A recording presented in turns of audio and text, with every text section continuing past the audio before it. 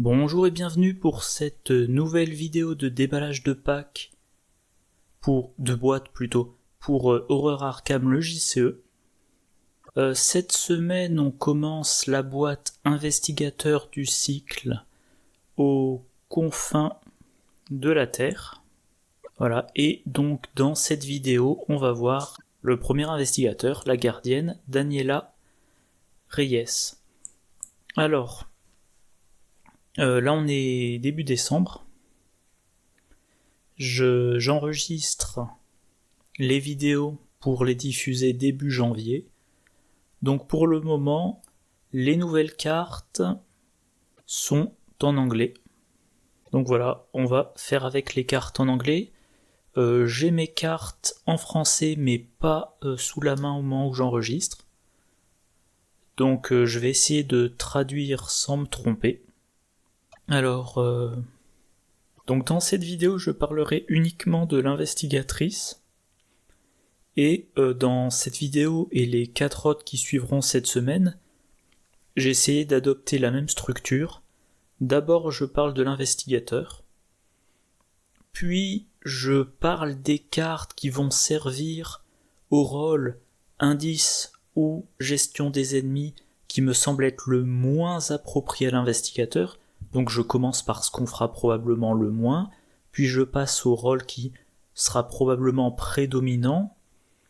Ensuite, une ou deux sections, sur les spécificités de l'investigateur. Par exemple, là, elle a un rôle un petit peu de tank, de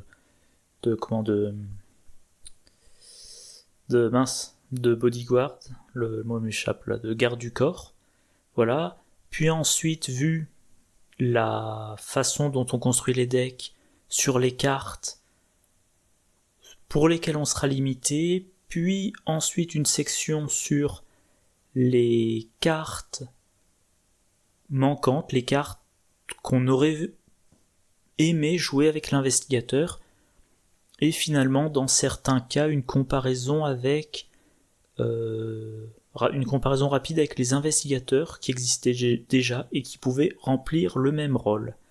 Alors probablement tout ça je le mets dans cette vidéo, je sais pas si je le garderai au montage, mais peut-être que je ferai une vidéo intro sur l'ensemble de la boîte dans lequel je le dirai plus clairement. Voilà. Allez, on commence. Donc Daniela Reyes, la mécanicienne. 4 de volonté, 1 d'intelligence, 5 de force, 2 d'agilité, 8 points de vie, 6 points de santé mentale, entrepreneur, réaction après qu'un ennemi vous a attaqué, à l'exception d'une attaque d'opportunité que vous avez provoquée, même si cette attaque a été annulée, soit vous infligez un dégât à cet ennemi, soit vous lui échappez automatiquement. Signe des anciens. +1, si vous avez été attaqué par un ennemi ce round-ci, vous réussissez automatiquement à la place. Construction de deck.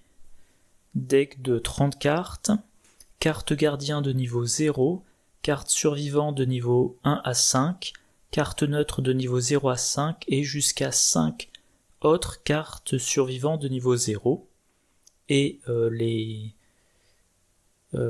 je sais plus comment c'est en français, obligation, voilà, carte obligatoire qui n'entre pas dans les 30, la clé plate, je crois que c'est comme ça que ça a été appelé en français, et les sbires de la pègre, je dirais, hommes de main de la mafia. Je mettrai le nom en bandeau, voilà, et également une faiblesse de base au hasard. Donc, 4 de volonté, c'est bien, ça rend assez résistant au deck de rencontre. 1 d'intelligence, c'est lamentable. 5 de force, ça en fera une bonne combattante.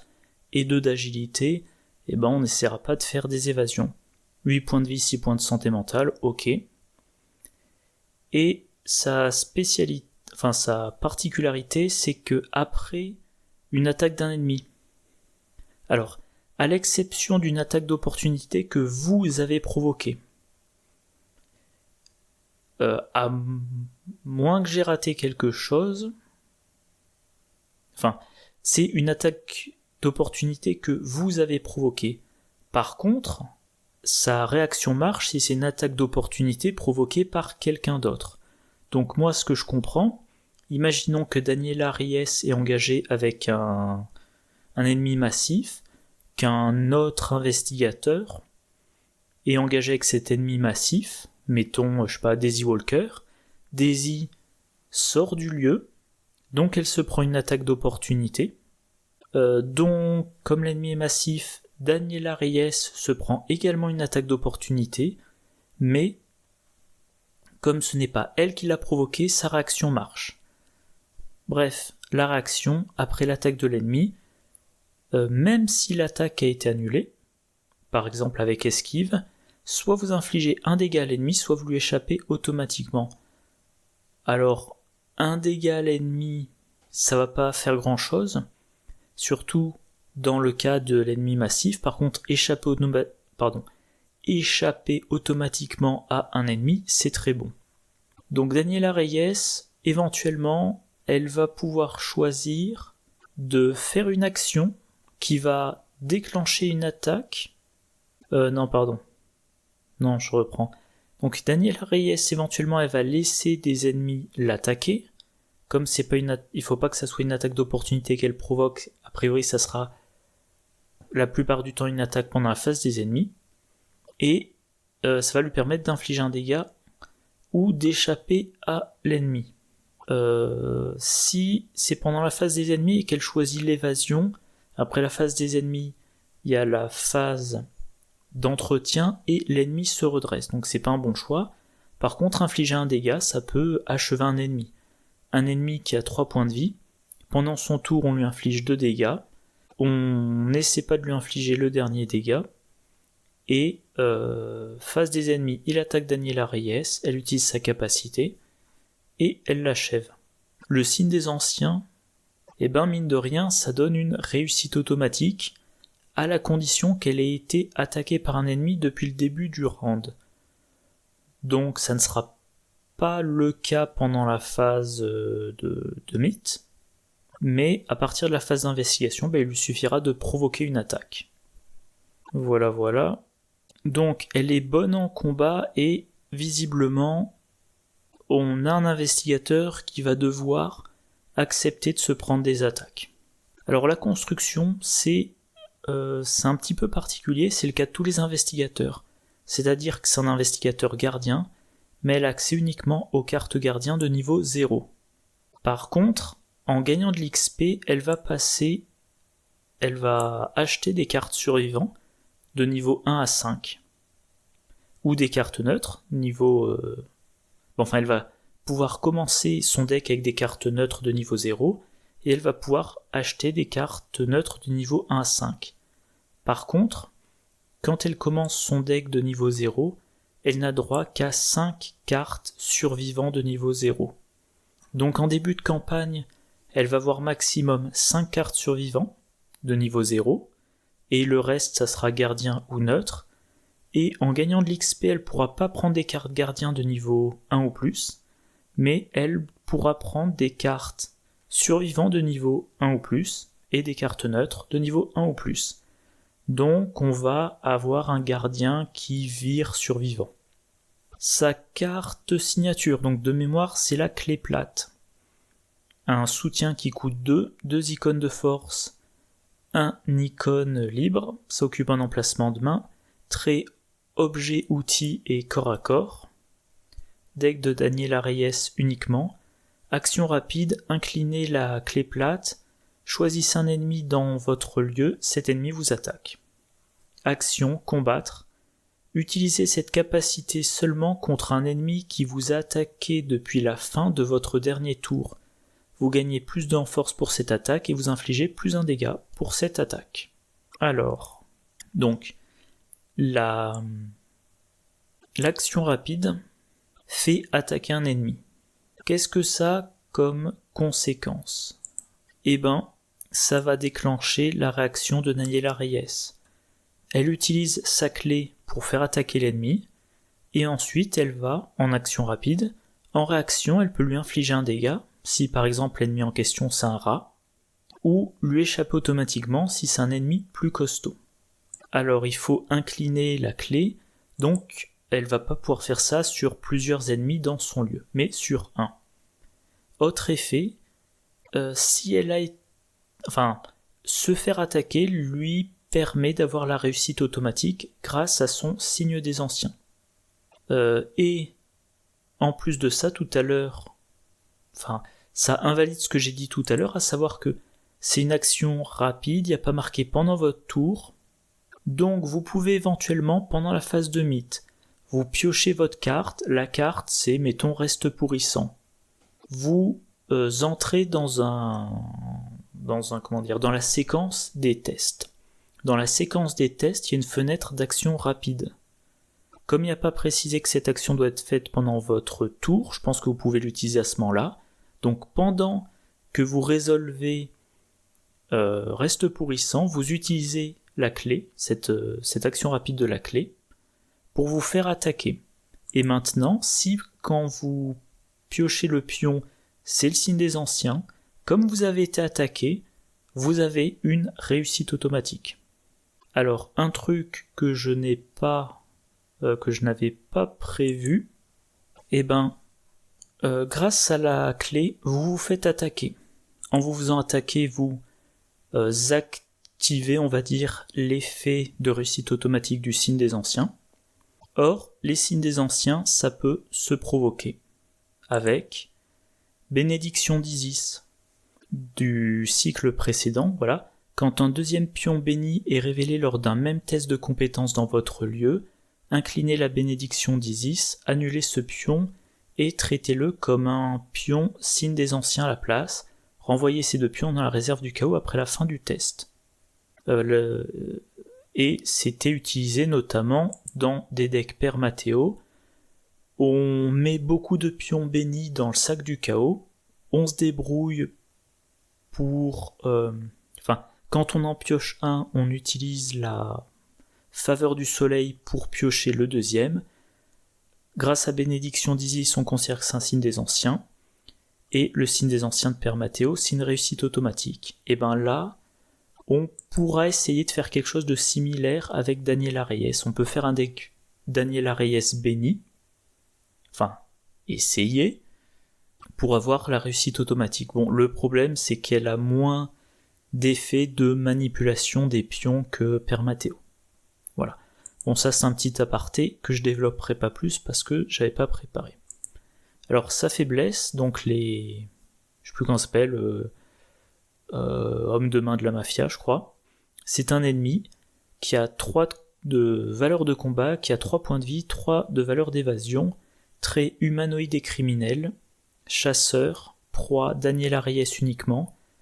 Les attaques de cet ennemi ne peuvent pas être annulées. Les dégâts et horreurs infligés par les attaques de cet ennemi sont traités comme des dégâts et des horreurs directes. Et il inflige un dégât et une horreur. Bon, alors un ennemi 3-3-3, c'est assez classique. C'est un chasseur, donc il va falloir s'en débarrasser, si on veut pas perdre trop de temps. Il chasse uniquement Daniela Reyes, pas très surprenant pour un ennemi, une faiblesse ennemie personnelle, on va dire ça comme ça. La spécificité, c'est les dégâts et les horreurs qu'il inflige sont directs. Donc on peut pas les mettre sur un soutien. Et en plus, on ne peut pas annuler ses attaques. Donc c'est-à-dire que si par exemple on utilise la clé pour le faire attaquer, oui, j'ai failli oublier, avec toutes ces histoires de pions bénis, il y a quand même l'action de la clé, combattre, utiliser cette capacité seulement contre un ennemi qui vous a attaqué depuis la fin de votre dernier tour. Alors, depuis la fin de votre dernier tour, il y a eu la phase des ennemis, la phase d'entretien, la phase du mythe, et tout ce qui s'est passé depuis le début de ce tour-ci. Donc cette capacité de combat, elle va pouvoir être utilisée contre les ennemis qui vous ont attaqué pendant la phase des ennemis précédentes, ceux que vous avez, ceux que vous n'avez pas éliminés avant la précédente phase des ennemis. Et sinon, il va falloir utiliser l'action rapide pour vous faire attaquer, pour pouvoir utiliser la clé contre cet ennemi. Et la clé, qu'est-ce qu'elle fait ? Plus 2 en force et plus 1 dégât. Plus 1 dégât, c'est classique. Plus 2 en force, c'est bien pour une arme qui n'est pas une arme à XP. Donc c'est une carte signature qui est cohérente avec la mécanique de Daniela Reyes. Voilà. Mais on y reviendra plus tard. Ça a quand même l'inconvénient éventuellement de vous mobiliser une main pour une arme qui, en fin de campagne, ne sera pas si géniale que ça. Voilà, donc je reprends ce que j'ai dû couper au montage. Les hommes de main de la mafia, je crois, un nom comme ça. Ils sont 3, 3, 3. Ils infligent un dégât et une horreur. Trait humanoïde et criminel, chasseur, proie Daniela Reyes uniquement. Les attaques de cet ennemi ne peuvent pas être annulées. Les dégâts et horreurs infligés par les attaques de cet ennemi sont traités comme des dégâts et horreurs directes. Bon, 3-3-3, c'est pas particulièrement impressionnant. Un dégât, une horreur non plus. Un chasseur qui a comme proie uniquement l'investigateur, c'est logique. Alors, premier problème, on ne peut pas annuler les attaques de cet ennemi. Pas d'esquive possible, par exemple. Donc, ils sont chasseurs, on ne peut pas annuler leurs attaques, donc il va falloir s'en débarrasser. Dégâts et horreurs considérés comme directs, ça veut dire qu'on n'est pas incité à les forcer à attaquer Daniela pour bénéficier des avantages qu'elle a quand elle a été attaquée. Et ça veut dire, alors on peut se faire attaquer, on se prendra un dégât et une horreur, mais vaut mieux éviter parce que les dégâts on pourra pas les mettre ailleurs, on pourra pas les mettre par exemple sur un Peter Sylvestre. Et si on ne s'est pas fait attaquer, ça veut dire qu'on pourra pas attaquer cet ennemi faiblesse avec la clé plate. Bon ça veut dire qu'il faudra prévoir une bonne arme de qualité pour les attaquer, ou un événement. Voilà. Alors, ah oui, ça c'est une petite astuce que j'ai trouvée pour pas oublier pourquoi j'ai mis les cartes dans un certain ordre, je mets le sujet de la section qui suit. Donc les cartes auxquelles elle a accès, il y en a un bon paquet, des cartes gardiens, tout plein, et des cartes survivants, encore plus, et à la fin des cartes neutres. Alors, comme je le disais en intro, si j'ai pas coupé au montage, elle a 5 de force et 1 d'intelligence, donc a priori elle sera là pour le combat. Mais si vous jouez en solo ou que vous êtes du genre à faire des investigateurs polyvalents même en duo ou en multi, il faudra quand même qu'elle l'aide pour les indices. Comme a priori c'est ce pourquoi elle est le moins douée, on va commencer par là, voilà les cartes qu'elle a pour trouver des indices. Donc j'ai essayé de trouver toutes les cartes auxquelles elle a accès, qui dans leur texte ont indice ou enquêté. Voilà. Alors on voit qu'il n'y en a pas une quantité folle. Qu'est-ce que j'ai noté moi ? Alors en premier, Grete Wagner. Alors elle a accès uniquement à la version de niveau 0. Donc c'est un soutien de niveau 0 qui coûte 5, qui occupe un emplacement d'allié, trait allié et chasseur. Vous gagnez plus en force. Réaction, après que vous avez vaincu un ennemi, inclinez Grete Wagner et infligez-lui un dégât, découvrez un indice dans votre lieu. Très bien pour Daniela Reyes. 1.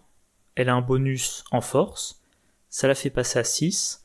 Quand elle attaque avec sa clé, elle aura 8 pour son attaque, donc c'est beaucoup, et elle va trouver des indices en tuant des ennemis, en faisant ce pour quoi elle est le plus douée.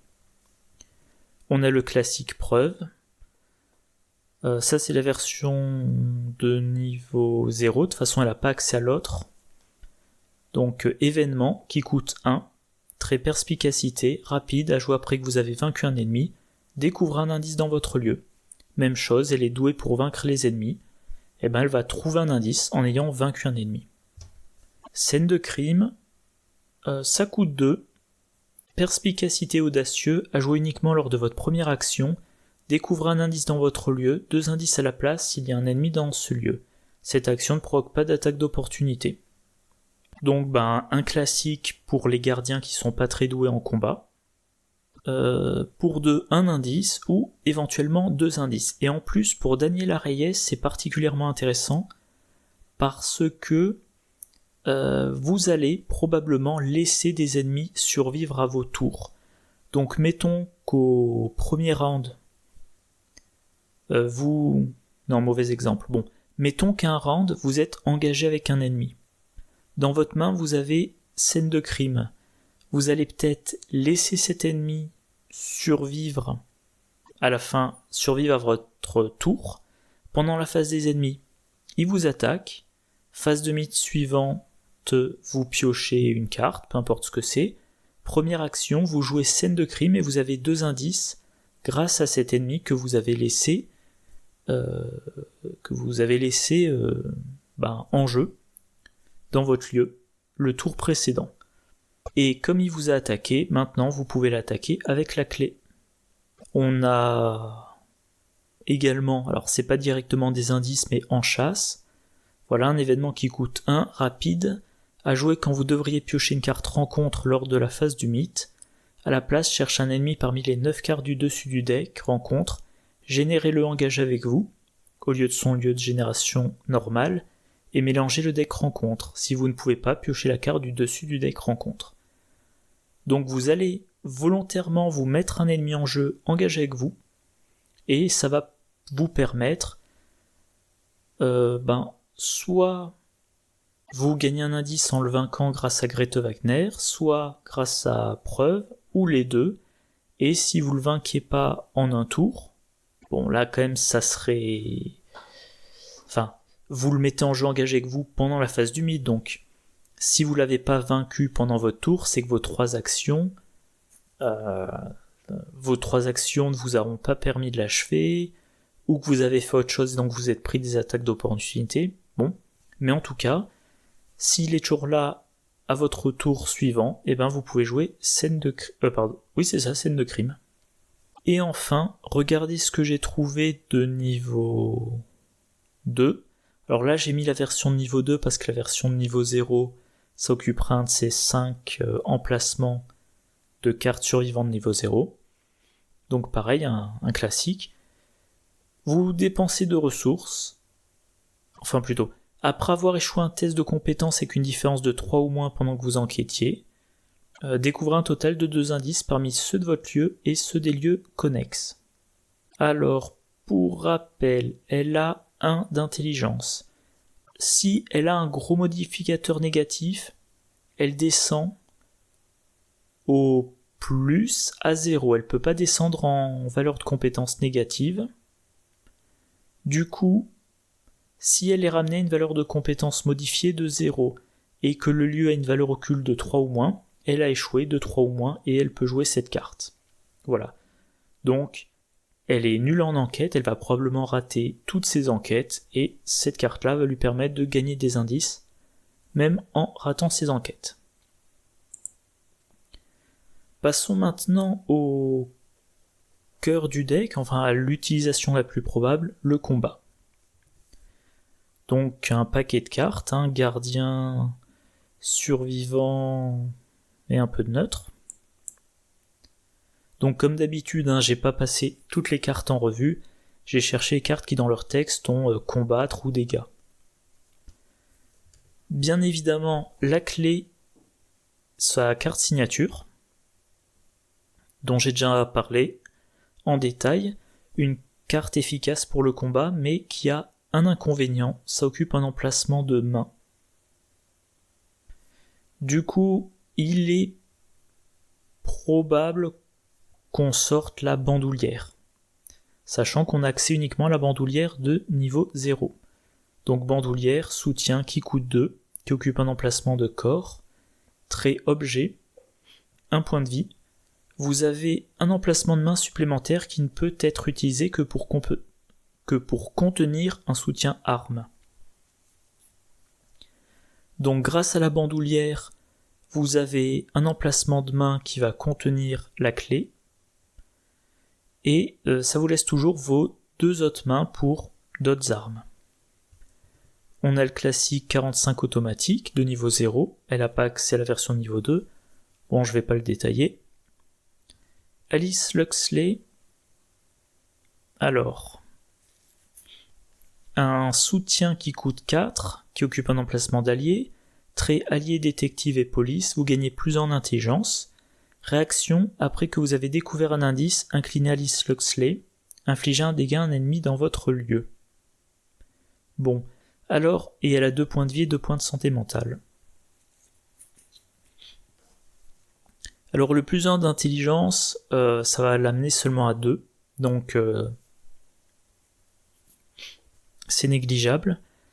Par contre, après que vous avez découvert un indice, infligez un dégât à un ennemi dans votre lieu, ça peut présenter des intérêts.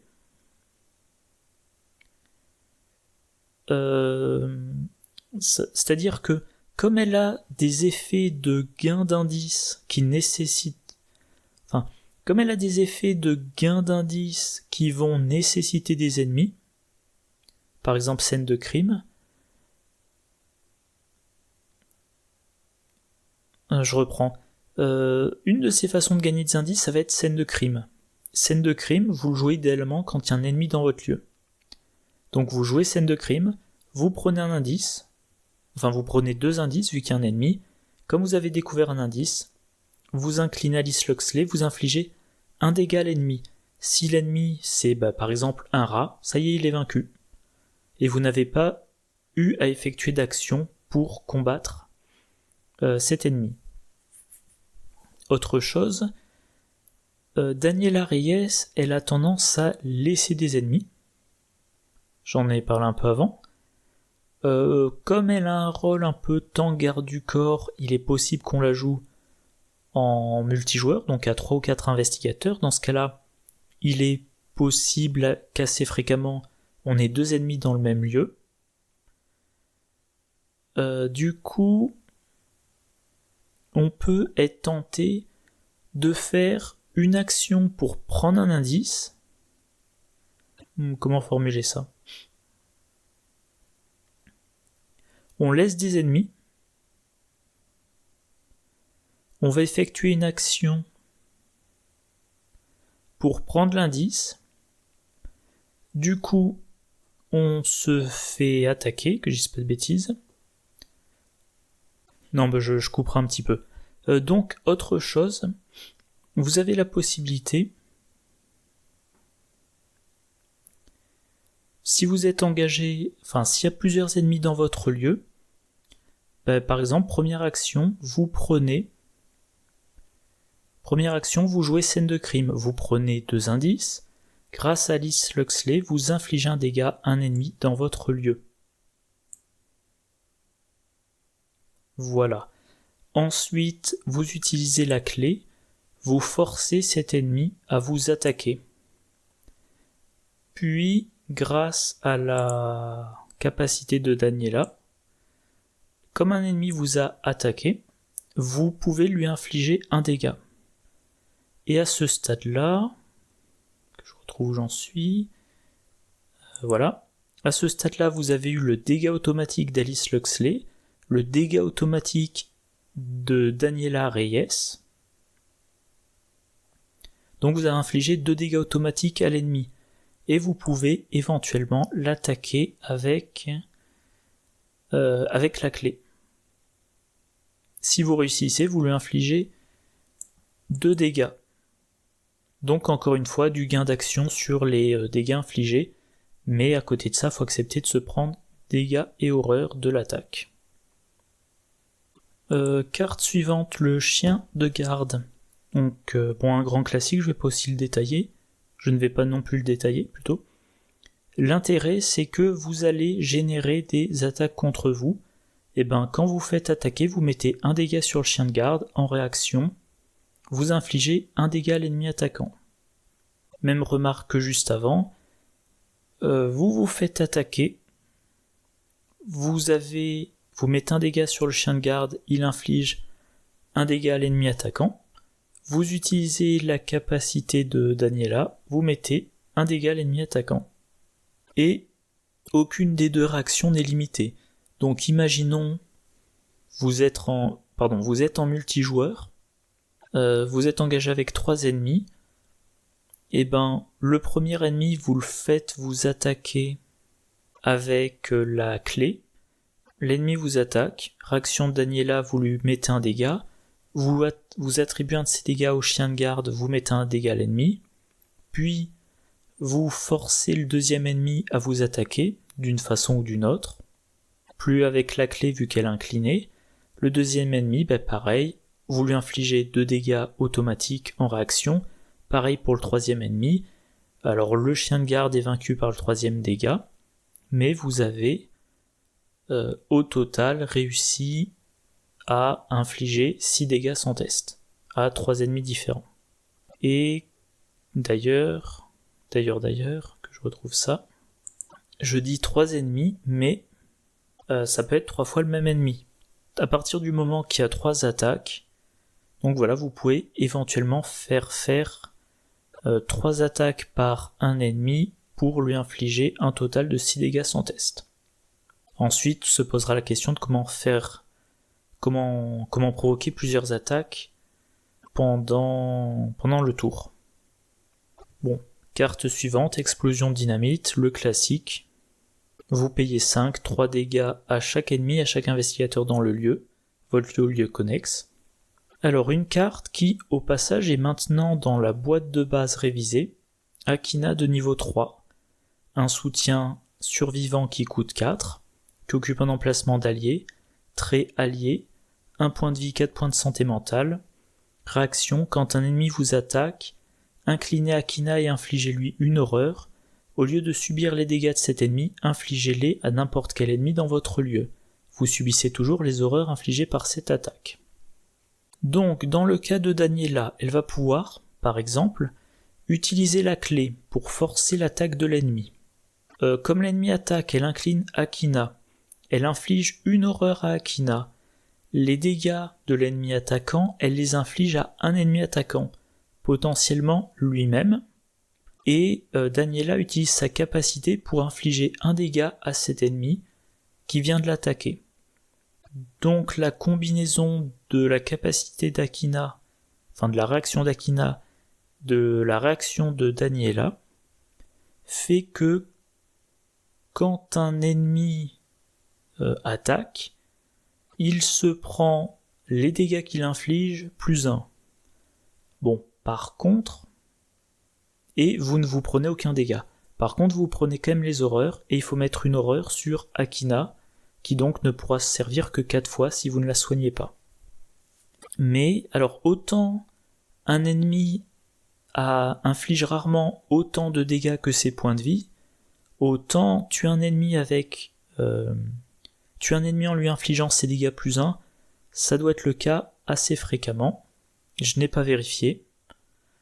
Mais des ennemis qui infligent un dégât et qui ont 2 points de vie, ça existe. Donc voilà, c'est une façon de faire. Ah, la tronçonneuse, c'est un soutien de niveau 4, qui coûte 4, qui occupe les 2 emplacements de main. Qui occupe 2 emplacements de main. Trait, objet, outil, arme et corps à corps. Utilisation 3 pour provision. Action, dépensez une provision combattre, vous gagnez plus de force et infligez plus de dégâts pour cette attaque. En cas d'échec, soit vous placez une provision sur la tronçonneuse, soit vous infligez un dégât à l'ennemi attaqué. Le truc, c'est que Daniela, comme elle n'a pas accès aux cartes gardien de niveau 1 ou plus, elle n'a pas tellement de choix de grosses armes. Elle n'a pas accès au fusil à éclair, pas accès au lance-flammes. donc des armes qui infligent plus de 2 dégâts, elle a pas trop le choix. Et ben elle peut choisir ça. Problème, c'est une arme qui occupe 2 emplacements de main. La clé est quand même très utile pour elle, donc il faudra la bandoulière si vous voulez jouer la tronçonneuse. Et enfin, dernière carte à mentionner, enfin, j'ai pas mentionné toutes les cartes qui lui servent au combat, j'ai pas mentionné par exemple le vieux fusil de chasse, mais dernière carte particulièrement intéressante, force brute, une compétence survivant de niveau 1 qui a un icône de combat, un maximum attribué par test de compétence. Tant que force brute est attribuée lors d'une action combattre basique, elle gagne 2 icônes de force et le texte. En cas de réussite à ce test avec une différence de 2 ou plus, cette attaque inflige plus de dégâts. Donc Daniela a une force de 5. D'ailleurs je ne l'ai pas mentionné là, mais elle a accès à des alliés pour booster sa force.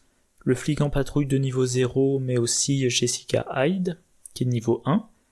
Donc elle peut monter à 6. Elle va, lors d'une attaque basique, attribuer cette compétence pour se donner plus 3, donc elle monte à 8 ou 9 de force. Et si elle réussit, c'est une attaque réussie, donc ça inflige 1 dégât. Si elle réussit de 2 ou plus, elle inflige plus de dégâts. Donc partons du principe qu'elle attaque de 9, elle veut réussir de 2, donc elle veut que sa compétence... Elle attaque de 9 et elle veut réussir de 2. Si elle attaque un ennemi qui est 3-3-3, il faut qu'elle ait une compétence modifiée de 5 pour pouvoir réussir de 2 par rapport à la difficulté de 3. Donc elle peut se prendre un moins 4. 9, moins 4, ça l'amène à 5. 5, c'est bien égal à 3 plus 2. Donc en standard, moins 4, c'est le pire modificateur. Et ça veut dire que ça marcherait tout le temps, sauf si elle pioche un échec automatique. Si on parle d'un ennemi costaud qui a 5 de valeur de combat, c'est-à-dire qu'il ne faut pas qu'elle pioche pire que moins 2. Pareil, en début de campagne standard, ça veut dire qu'il faut qu'elle pioche n'importe quoi, sauf le moins 3, le moins 4 ou l'échec automatique. Ça veut dire qu'elle a quand même à peu près 80% de chance d'infliger 3 dégâts d'un coup. Alors maintenant, Daniela, on peut parler des cartes qu'elle va utiliser pour encaisser les dégâts et les horreurs, pour être dans ce rôle de tank ou de garde du corps, pour pouvoir laisser les ennemis en vie pendant une phase de méchant, enfin une phase d'ennemi, sans être vaincu. Alors une carte que je vais mentionner rapidement, c'est l'étudiant médical, un allié qui coûte 2, qui est 1-1. En réaction, après son entrée en jeu, on soigne un dégât et une horreur d'un investigateur ou d'un ennemi dans le lieu. Donc en P2, on se soigne de 1 et 1, et comme cet allié est 1 et 1, on va pouvoir le sacrifier sur une attaque. Donc on va payer 2 pour encaisser 2 attaques de 1-1. Le problème, c'est qu'il occupe un emplacement d'allié. Pendant ce temps-là, premier soin, qui au passage de niveau 3, qui au passage est maintenant dans la boîte de base révisée. Donc ça coûte 2 ressources, ça les traits talent et science, utilisation 4 provisions, si la carte premier soin n'a pas de provision, défaussez-la. Action, dépensez une provision, soignez un dégât et une horreur d'un investigateur ou d'un soutien allié dans votre lieu. Daniela se prend beaucoup de dégâts et d'horreur. En une action, elle soigne un de chaque. Alors c'est une carte que moi j'utilise jusqu'à présent que j'ai utilisé jusqu'à présent que dans des decks Caroline Fern. Mais là, comme j'ai une investigatrice qui va se prendre plein d'attaques pour être plus efficace, ça peut être intéressant. À noter que l'action de soin peut être utilisée pour déclencher les attaques d'opportunité.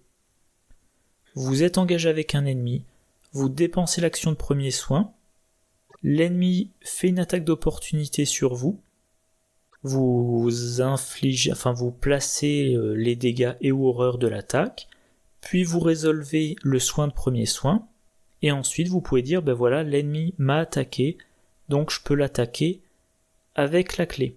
Par contre, comme vous avez provoqué une attaque d'opportunité, la réaction de Daniela ne marche pas pour lui infliger un dégât automatique ou pour lui échapper. Le grand classique miroir sacré. Bon ben voilà, vous mettez le miroir dans votre deck, vous avez les 3 copies de mélodie apaisante, et au total vous soignez, oui c'est ça, 6 dégâts et ou horreurs. Très efficace. Rempart de chair, sur l'illustration on voit d'ailleurs Daniela. Un soutien qui coûte 3, qui occupe un emplacement d'arcane, très rituel, utilisation 4 charges. Réaction, quand des dégâts et ou des horreurs vous sont infligés par une attaque ennemie, inclinez rempart de chair et dépensez une charge, annulez un dégât ou une horreur tout juste infligé par cette attaque. Et ça, 1 point de vie et 1 point de santé mentale. Donc cette carte-là va vous permettre d'annuler un total de 4 dégâts et ou horreurs, et va pouvoir en encaisser un de chaque. Enfin voilà, donc vous allez par exemple provoquer des attaques avec la clé plate, et vous minimisez les conséquences de ces attaques. Bon ben, pas grand chose à en dire de plus.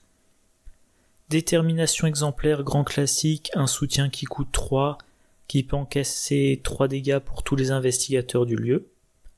Une raison de lutter, pareil pour les horreurs. Si ça saigne, rapide à jouer après que vous avez vaincu un ennemi monstre, chaque investigateur dans votre lieu se soigne d'un nombre d'horreurs égal à la valeur d'horreur de cet ennemi, pour une ressource. J'ai jamais joué la carte, mais si vous savez que vous allez avoir à affronter des ennemis monstres, du soin d'horreur, et en plus ça marche aussi pour les autres investigateurs. Alors esquive, un autre grand classique, rapide à jouer quand un ennemi attaque un investigateur dans votre lieu, annulez cette attaque. Vous laissez un ennemi sur le plateau, face des ennemis, il vous attaque, vous annulez l'attaque, mais la réaction de Daniela marche quand même, et vous lui infligez un dégât. Ou alors, pendant votre tour, vous utilisez la clé, vous déclenchez une attaque, esquive pour annuler l'attaque, réaction de Daniela pour échapper à l'ennemi. Vous utilisez 2 actions pour, je sais pas, peut-être combattre un autre ennemi, ou faire des actions à faire dans le lieu. 3e action, vous sortez du lieu. Retarder l'inéluctable, un événement qui coûte 2. Rapide à jouer uniquement lors de votre tour, attachez cette carte à un investigateur dans votre lieu sous son contrôle. Réaction, quand des dégâts et ou des horreurs vous sont infligés, défaussez, retardez l'inéluctable et annulez tous les dégâts et ou horreurs tout juste infligés. Forcez à la fin de la phase du mythe, vous devez soit dépenser de ressources, soit défausser et retarder l'inéluctable. Donc pendant votre tour, vous jouez ça sur vous. Vous forcez une attaque d'un ennemi avec la clé plate. Vous devriez vous prendre les dégâts et horreurs de l'ennemi. Vous les annulez en défaussant, retardez l'inéluctable, et maintenant vous attaquez avec votre clé, après avoir infligé un dégât automatique grâce à la capacité de Daniela. Bandage, après qu'un investigateur ou qu'un allié dans votre lieu a subi 1 dégât ou plus, dépensez une provision, soignez 1 dégât. Donc du soin en réaction. Vous allez dépenser une action pour jouer la carte, et ensuite, à 3 reprises, sans dépenser d'action, vous soignez un dégât. Esprit d'humanité, si vous jouez un deck béni, si vous encaissez, vous pouvez choisir de mettre des 2 pions maudits dans la réserve du chaos pour vous soigner d'un dégât et d'une horreur. Donc du soin, il n'y a pas de limite de charge ou de provision ou quoi que ce soit, mais il faut mettre des pions maudits dans la réserve du chaos. Bon, sachant que Daniela part d'une force de 5, qu'elle peut booster sa force, qu'elle fait des dégâts automatiques, il faudrait beaucoup de pions maudits pour l'entraver, je pense. Jessica Hyde, déjà elle vous donne plus en force pour réussir vos attaques, et elle peut, chaque round, encaisser un dégât et se soigner de ce dégât à la fin de votre tour. Peter Sylvestre, de préférence de niveau 2 pour pas occuper un emplacement de carte survivant de niveau 0. Un grand classique, il va encaisser les horreurs pour vous. Manteau de cuir, un soutien gratuit qui va pouvoir encaisser des dégâts. Le précieux souvenir qui va encaisser les horreurs à votre place. Persévérance, si vous devriez être vaincu à cause de tout ce que vous êtes pris depuis le début de la partie, vous annulez jusqu'à 4 dégâts et ou horreurs. Une chance de pendu, vous annulez jusqu'à 10 dégâts et ou horreurs.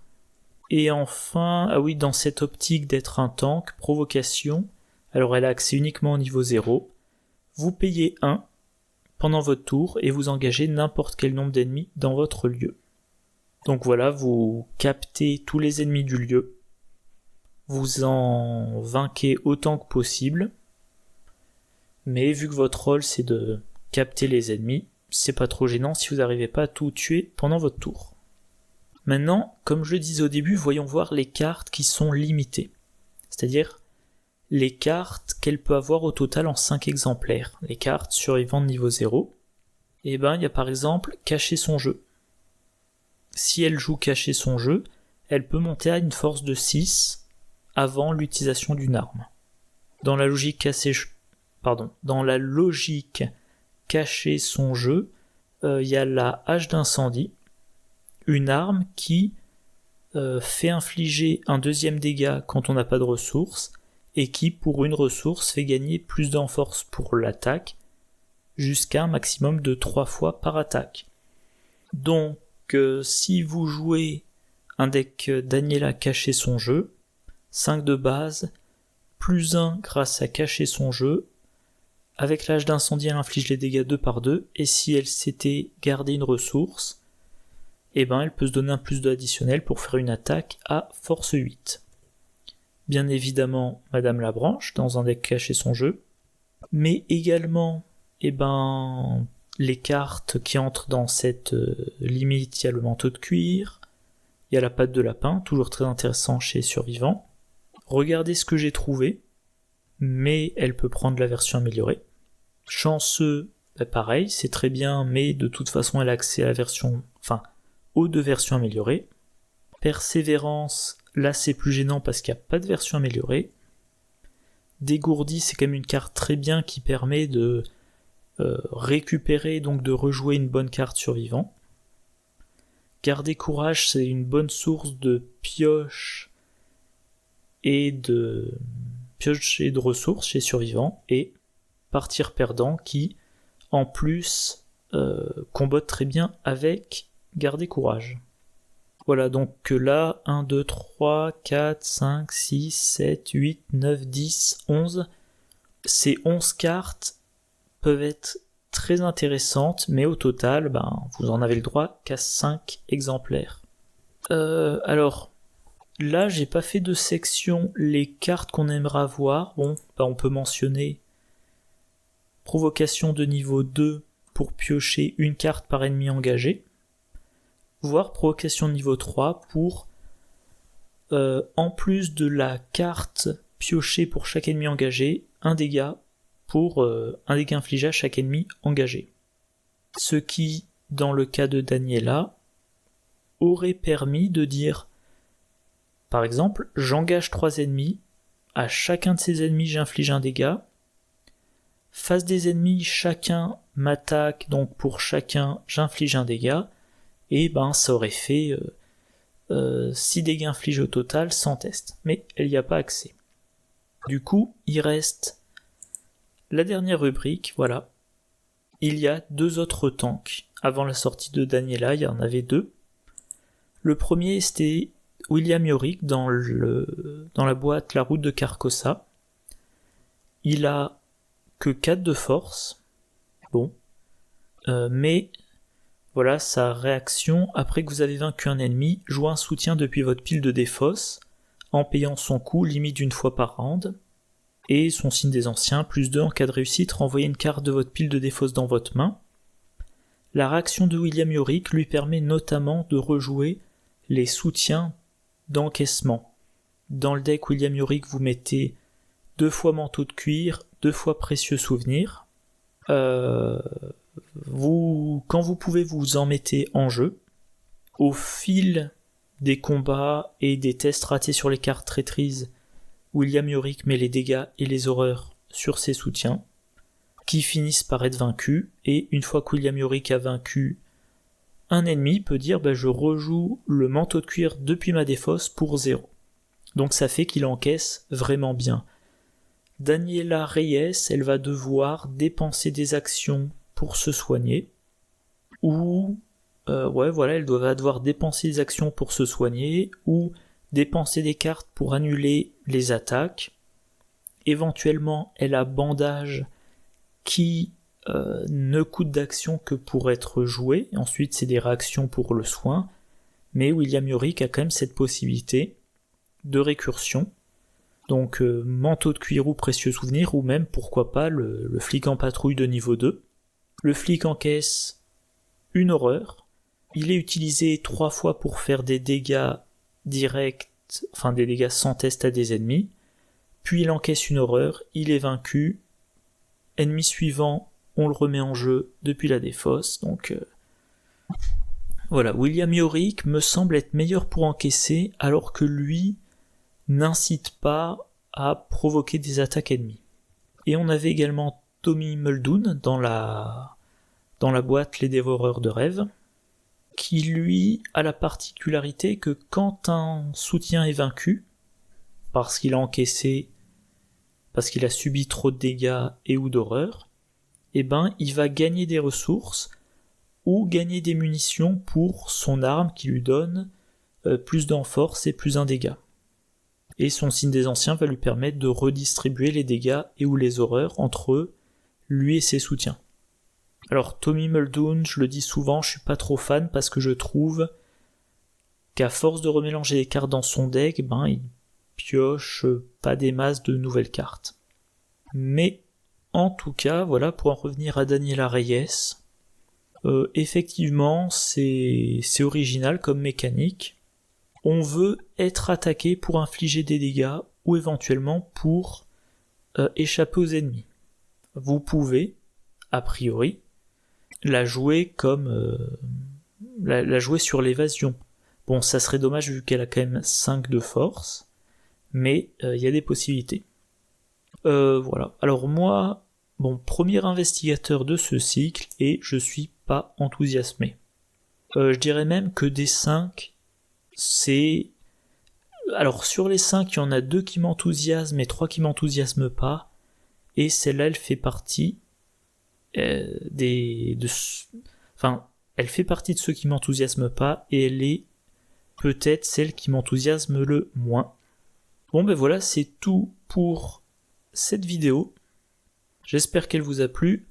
On se retrouve demain pour parler de Norman Weavers.